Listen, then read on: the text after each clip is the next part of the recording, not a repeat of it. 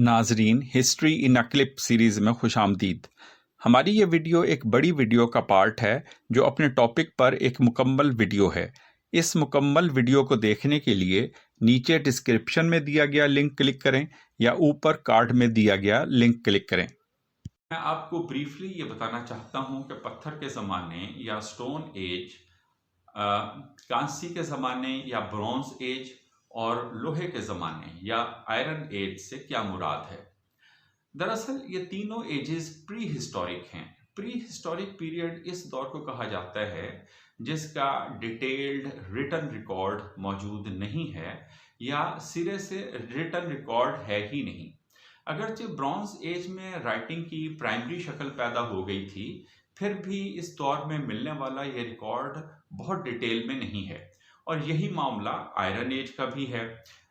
नाजरीन, stone age 26 lakh साल पहले शुरू होता है और 3300 बीसी पर ख़त्म होता है। ये इंसानी तारीख का सबसे कदीम दौर है। इसे मज़ीद 3 हिस्सों में बांटा गया है जिसकी तफसील में हम नहीं जाएंगे। दूसरा दौर है ब्रॉन्ज एज, जिस पे ये हमारी वीडियो है। ये तकरीबन 3300 बीसी से शुरू होकर 1200 बीसी पर ख़त्म होता है। इसे भी मज़ीद 3 हिस्सों में तकसीम किया गया है, यानी early bronze age, middle bronze age और लेट ब्रॉन्ज एज। नाजरीन, प्री हिस्टोरिक पीरियड का तीसरा दौर है आयरन एज। ये 1200 बीसी से लेकर 0 बीसी, 0 बीसी के दौर तक का है। इसे भी मजीद 3 हिस्सों में बांटा जाता है। इसके बाद प्री हिस्टोरिक पीरियड खत्म हो जाता है और हिस्टोरिक पीरियड शुरू होता है। ये वो दौर है जिसका रिटन रिकॉर्ड बहुत डिटेल के साथ मौजूद है।